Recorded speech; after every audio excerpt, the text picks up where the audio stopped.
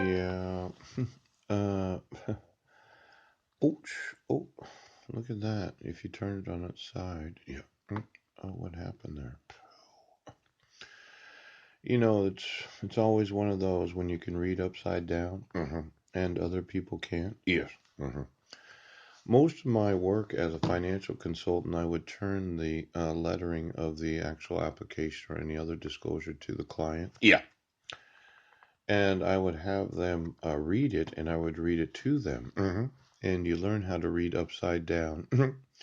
Now, if you're not able to do that because you have a dyslexia, yeah, it could be that you're not sleeping enough. Yes. And for all those professionals that work in the federal government, yeah, and the concerns about commuting and all that, yeah, you could read things upside down, yeah, so as to help yourself, yeah. Now, FSF produces a table of the location with highest concentration, yeah, highest concentration of OFI / shadow banking financial assets versus domestic GDP. Can you see that? Yeah, it's upside down. Ouch! But when you're really good at it, in its 2018 report, thus creating a ranked table of shadow banking CFOs. I know a lot of you are used to reading the other direction. Yeah. But when you're good at reading things to other people, yeah, it's important that they read along with your explanation. Yeah. Now, I'm going to want the laws enforced. Yes. And for every sheriff right now that said I was crazy, I want you to understand that you might have a problem with reading. Yes. hmm Now, introduction to tort law. This is very important to me because I'm going to establish some tort lawsuits. Yeah. That are going to involve the largest amount of damages ever documented in the history of the United States. Now, looking at it from this direction, what is tort law?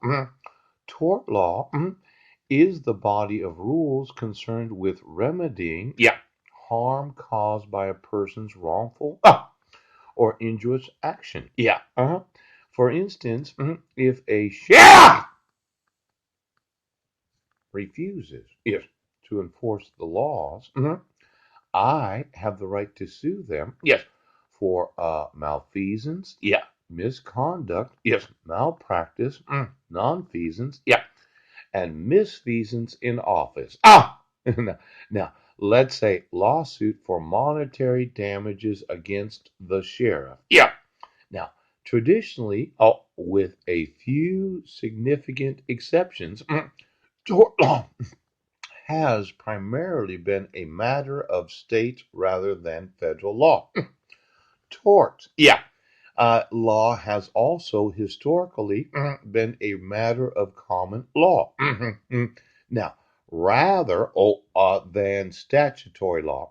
That is, judges, not legislatures, through case by case adjudication.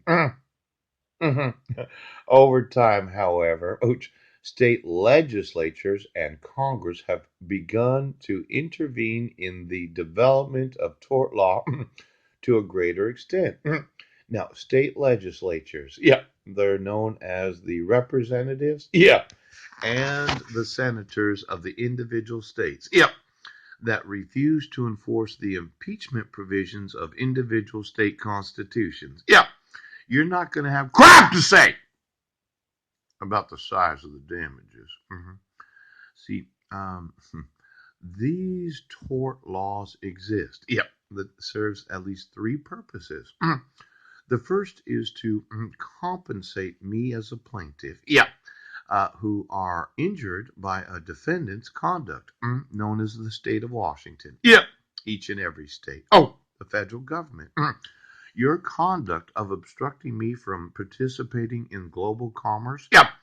As simple as selling, yes, floor coverings for federal buildings is a crime. Now, the second is to deter persons from acting in ways that may cause injury to others. That would be saying somebody committed a crime when they didn't. Yeah. that causes injury to other people. That would be like having $100 billion tort lawsuit, yeah, against Sequim Police Department right now for saying a crime was committed when it wasn't. Ouch. The Jefferson County Sheriff's Department, $100 billion tort lawsuit. Now you'd say, well, we don't have that much money. That doesn't bother me. I will get the money from you, from the state of Washington, yeah, and every state of the United States. Now, detouring law enforcement from saying someone committed a crime when they didn't, because it is not probable cause to arrest somebody for the accusation of a crime when you know there is no evidence against them. It is not probable cause to file a 2-count criminal complaint when you know I was not in Jefferson County, yes, and I did not email any people at Heidi Budnick's workplace because somebody in the local government took an email to Heidi Budnick's workplace. Sheriff Stankow.